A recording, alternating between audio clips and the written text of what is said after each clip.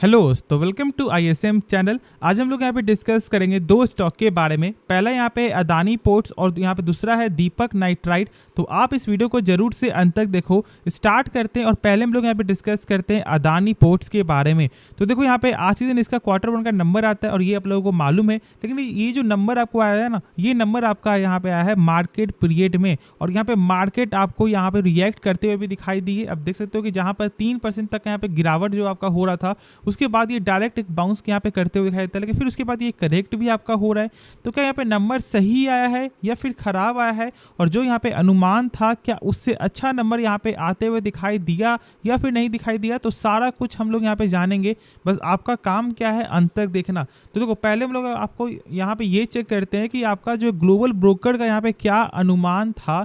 और देखो यदि हम लोग यहाँ पे थोड़ा कुछ जान लें तो यहाँ पे आपका जो अर्निंग पर शेयर में जो अनुमान था उनका, यहाँ पे आपका जो है कितना, यहाँ पे 9.30 रुपीज़ जो यहाँ पे दिखाई दे सकता है अर्निंग पर शेयर, वो यहाँ पे बढ़कर आपका 9.79 होते हुए दिखाई दे रहा है। मतलब जो उनका अनुमान था उससे अच्छा नंबर यहाँ पे आते हुए दिखाई दे रहा है।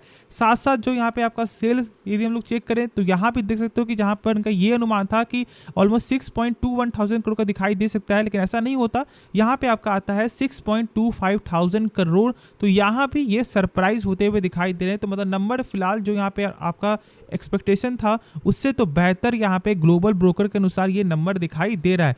लेकिन हम लोग पहले यहाँ पे Q1 का नंबर भी चेक करेंगे, जो आप लोगों को जानना बहुत ज़्यादा जरूरी है। तो आप अंत तक देखो। तो देखो एक बार कि पहले यहाँ पे सारा नंबर आपका होगा करोड़ फिगर में। अब देखो हम लोग यहाँ पे चेक करते हैं इसका टोटल इनकम क्या दिखाई दे रहा है। तो देखो यहाँ पे टोटल इनकम में साफ तौर से क्या यहाँ पे नजर आ रहा है कि भाई 5,526 करोड़ से बढ़कर आपका 6,631 करोड़ का ये नंबर दिखाई दे रहा है ईयर ऑन ईयर के हिसाब से। और साथ साथ यहाँ पे आपका जो क्वार्टर हिसाब से भी एक अच्छा ग्रोथ यहाँ पे दिखाई दे रहा है। तो मतलब जो यहाँ पे सेल्स है वो तो यहाँ पे सही ग्रोथ करते हुए दिखाई दे रहा है। ठीक है, अब हम लोग यहाँ पे इसका चेक करते हैं क्या कंपनी ने यहाँ पे टोटल एक्सपेंस में क्या यहाँ पे कंट्रोल किया है। तो देखो यहाँ पे जैसे जैसे आपका सेल्स बढ़ते हुए दिखाई दिया है, सेम आपको वैसे वैसे यहाँ पे खर्च भी बढ़ा है, लेकिन सिर्फ क्वार्टर, क्योंकि यहाँ पे ईयर ऑन ईयर पे तो खर्च यहाँ पे कम होते हुए ही दिखाई दे रहा है। जहाँ पर सेल्स ज़्यादा है उसके बाद भी यहाँ पे खर्च में कंट्रोल है, मतलब कि कंपनी पैसा बचा रही है। और ये मतलब कहने का मतलब ये है ना कि कंपनी कंट्रोल सही कर रही है। ठीक है, साफ तौर से ये बोलने का मतलब कि कंट्रोल यहाँ पे सही कर रही है कंपनी, जो हम लोग को यहाँ पे चाहिए, क्योंकि यही सबसे बेटर। कहीं ना कहीं जब कम सेल्स होता है ना, तो यहाँ पे खर्च को कंट्रोल करने से उनका प्रॉफिट सही होता है। तो ठीक है, चलो हम लोग यहाँ पे आपको चेक करते हैं प्रॉफिट फॉर द पीरियड। तो यहाँ पे क्या दिखाई दे रहा है कि भाई साहब यहाँ पे ऑलमोस्ट आपका डबल तक का जो यहाँ पे ना प्रॉफिट में गेन है, ऑलमोस्ट यहाँ पे 80% प्लस का यहाँ पे प्रॉफिट में गेन दिखाई दे रहा है। और ये भाई सही है, ईयर ऑन ईयर भी यहाँ पे जो सेम ग्रोथ है और यहाँ पे क्वार्टर भी एक तरह का सेम ग्रोथ यहाँ पे दिखाई दे रहा है। तो मतलब नंबर यहाँ पे जो अनुमान था उससे अच्छा नंबर यहाँ पे आते हुए दिखाई दे रहा है, इसमें कोई भी शक मत रखना। तो क्या अब हम लोग यहाँ पे स्टॉक को बाई कर सकते हैं? तो देखो पहले आप ये जानते हो कि यहाँ पे गौतम अदानी जी का आपको ये बोलना था कि जो उनका पहले से भी सेल्स, ठीक है, या फिर आप ऐसे बोल दो कि उनका ये बोलना था कि यहाँ पे उनका जो फाइनेंशियल है वो और ज़्यादा यहाँ पे स्ट्रांग हो चुका है। अब जानते हो कि ये बोलने का साफ तौर से ये तात्पर्य है ना कि मतलब जो हिंडनबर्ग ने ये बोला था कि कंपनी सही नहीं है, और इनका वो ये बोलना था कि कंपनी का जो फाइनेंशियल है वो और ज़्यादा यहाँ पे स्ट्रांग हो रहा है। तो ये हम लोगों को चाहिए।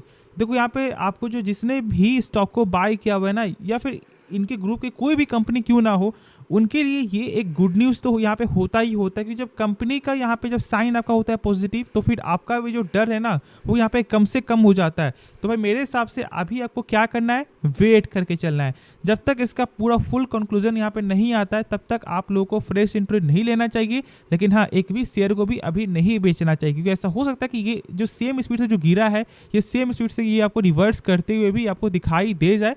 तो इसलिए भाई यदि आप रिस्क यहाँ अभी तक यदि आप यहाँ पे होल्ड करके चल रहे हो ना, तो आपको रिस्क मेंटेन करने आ चुका है और आप यहाँ पे रिस्क यहाँ पे ले सकते हो। ठीक है, तो इसलिए एक बार खुद से इसके बारे में सोचो, समझो, जानो, उसके बाद ही कोई फैसला लेना। लेकिन मेरे हिसाब से अभी आप लोगों को वेट करना चाहिए। बाकी से नंबर यहाँ पे एक गजब का नंबर यहाँ पे आते हुए दिखाई दे रहा है। तो हम लोग यहाँ पे नेक्स्ट स्टॉक के बारे में जानते हैं।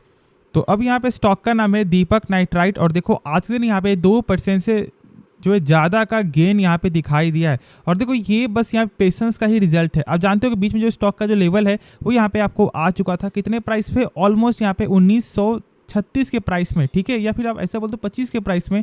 और उस समय से मैंने बोला था कि देखो यदि आप यहाँ पे लॉन्ग टर्म इन्वेस्टर हो ना तो ये एक बेटर प्राइस में स्टॉक मिल रहा है, या फिर आप अभी भी ऐसा बोल सकते हो कि ये अभी भी एक बेटर प्राइस में ये स्टॉक आपको मिल रहा है। अब देखो ऐसा क्यों, अब ऐसा नहीं कि यहाँ पे सारे केमिकल सेक्टर में ही, मतलब ऐसा नहीं कि बस ये एक पार्टिकुलर स्टॉक में ही यहाँ पे गिरावट है या फिर करेक्ट हो रहा है, नहीं, अभी यहाँ पे केमिकल सेक्टर के हर स्टॉक में कहीं ना कहीं गिरावट है। हाँ, ऐसा है कि कहीं पे 30% यहाँ पे गिरा है, तो कहीं पे उससे थोड़ा कम गिरा है, तो कहीं आपको 30 से भी ज़्यादा यहाँ पे गिरा है, तो ये आपका होते हुए दिखाई देगा। लेकिन ऐसा नहीं है कि बस ये कोई एक पार्टिकुलर स्टॉक में ही गिरावट है। तो इस बात को आप लोग यहाँ पे समझो, पेशेंस रखना बहुत ज़्यादा जरूरी है। या फिर यदि आप लॉन्ग टर्म इन्वेस्टर हो तो मेरे हिसाब से तो एक अच्छा बाइंग अपॉर्चुनिटी है, यदि आपको इस कंपनी का बिजनेस पसंद है तो। यदि नहीं पसंद है तो फिर आप क्या कर सकते हो कि एक बार पर इसके बारे में जान लो कि कंपनी का बिजनेस में क्या यहाँ पे आपको जो स्पेशल है, और इसके लिए आपको बस यहाँ पे चेकआउट करना है प्लेलिस्ट, क्योंकि मैंने इसके बारे में वीडियो बनाया हुआ है, ठीक है, आपको जो, तो इसलिए एक बार देख लो जिससे आप लोगों को मालूम चले कि हाँ भाई कंपनी का क्या यहाँ पे आपका जो है स्पेशलिटी है। बाकी पहले हम लोग यहाँ पे क्या चेक करेंगे, जो इसका प्रीवियस जो यहाँ पे क्वार्टर का नंबर आया था, मतलब प्रीवियस क्या, जो ऑलमोस्ट 4 से 5 दिन पहले जो इसका नंबर आया ना, वो पहले हम लोग एक बार देखेंगे। उसके बाद फिर हम लोग यहाँ पे जानेंगे कि इसका अभी क्या करना चाहिए, क्या अभी हम लोग यहाँ पे शॉर्ट टर्म के लिए स्टॉक को बाई कर सकते हैं। तो देखो यहाँ पे सेल्स में क्या आपको देखने को मिला है, गिरावट, और साथ साथ जो यहाँ पे प्रॉफिट है, यदि हम लोग यहाँ प्रॉफिट भी चेक करें तो यहाँ पे देख लो कि 315 करोड़ से घटकर आपका 202 करोड़, मतलब नंबर यहाँ पे सही आते हुए दिखाई नहीं दिया। लेकिन अब फिर से मैं आपको यहाँ पे आपको जो सेम बात बोलूँगा कि क्या जो यहाँ पे नंबर आया ना वो सारे केमिकल स्टॉक का ही ऐसे ही नंबर आते हुए दिखाई दिया है। किसी का तो यहाँ पे आपको 80% तक प्रॉफिट में डाउन होते हुए दिखाई दे रहा है। लेकिन एक और यहाँ पे गौर करो इसका शेयर होल्डिंग पैटर्न, तो यहाँ पे क्या देखने को मिलता है कि जो FIS का जो स्टेक है ना वो यहाँ पे बढ़ते हुए दिखाई दिया है, 7.72% से 8.09% स्टेक। और देखो यहाँ पे बहुत से लोग क्या बोलेंगे कि यहाँ पे जो है लगातार FIS सेल कर रही है, लेकिन आप लोग यहाँ पे ये गौर नहीं करो कि जब यहाँ पे FIS जब आपको सेल कर रही है तो यहाँ पे डोमेस्टिक भी माल उठा रही है। तो इस पॉइंट को यहाँ पे आप देखो, उसके बाद फिर आप यहाँ पे ये बोलो कि कंपनी खराब है या फिर सही है। ऐसा नहीं कि बस यहाँ पे जो FIS जो है यहाँ पे सेल कर रही है। देखो यदि यहाँ पे आपको जो है ना डोमेस्टिक सेल करता, या फिर यदि आपको यहाँ पे जो FIS सेल करता, या फिर यहाँ पे आपको जो प्रमोटर सेल करता, यदि तीनों ये सेल कर रही है, ठीक है, और मान लो कि बस यहाँ पे एक ही स्टेक से आपको बढ़ रहा है जो है पब्लिक, तो मतलब कि कंपनी में जरूर कहीं ना कहीं फॉल्ट है।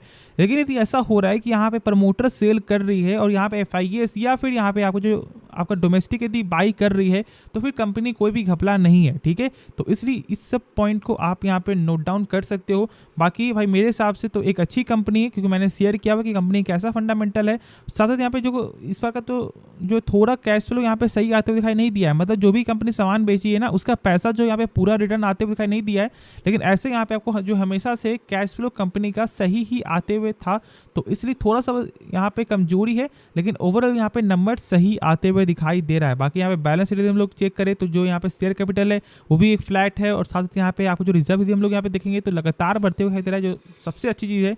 और जो यहाँ पे कर्ज है कंपनी का बोरोइंग, वो भी यहाँ पे कम होते हुए दिखाई दे रहा है। जानते हो कि जो भी कंपनी कर्ज कम होते हुए दिखाई देगा, मतलब कंपनी यहाँ पे आपको जो फाइनेंशियल स्ट्रांग होते हुए दिखाई दे रही है। और देख सकते हो कि यहाँ पे जहाँ पे 1200 करोड़ का कर्ज था वो अब आज के समय बचकर मात्र 73 करोड़ ही दिखाई दे रहा है। तो कंपनी ने खर्च, मतलब जो यहाँ पे कर्ज को कंट्रोल किया है और साथ साथ यहाँ पे कम भी किया है।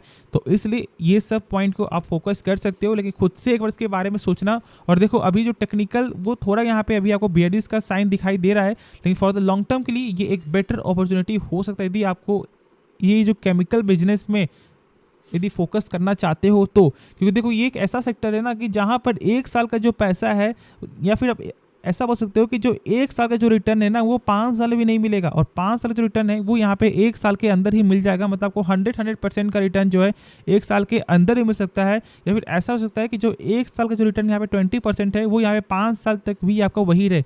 तो ये सब यदि आप में जो झेलने का क्षमता है, यदि पेशेंस है, तो फिर आप जरूर यहाँ पे डेफिनेटली स्टॉक को फोकस में ला सकते हो। तो होप ये वीडियो पसंद आया होगा। बाकी इस वीडियो में यदि आपको कुछ भी सीखने को मिला, आप इस चैनल को सब्सक्राइब कर सकते हो और साथ साथ आप इस वीडियो को भी लाइक करना। तो मिलते हैं नेक्स्ट वीडियो में, तो तब तक के लिए धन्यवाद।